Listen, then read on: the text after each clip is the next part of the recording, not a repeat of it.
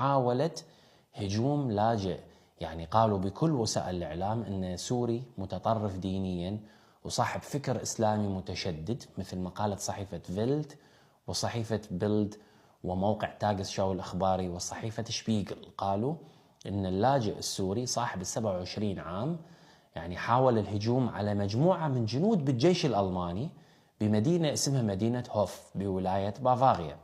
وجاء بالمصدر أن الادعاء العام والمحققين يفترضون أن الشاب اللي عمره 27 سنة مؤيد لأيديولوجية إسلاموية متطرفة أراد زعزعة الأمن، نشر البلبلة بين السكان، وهو يشتبه بقيامه بالتحضير لهجوم عنيف وخطير من شأن أن يعرض أمن الدولة. هكذا جاء يعني من قبل الادعاء العام، هكذا قالوا عنه. فتم اعتقال الرجل صباح هذا اليوم، وهو يعني سيتم إبقاءه بالحجز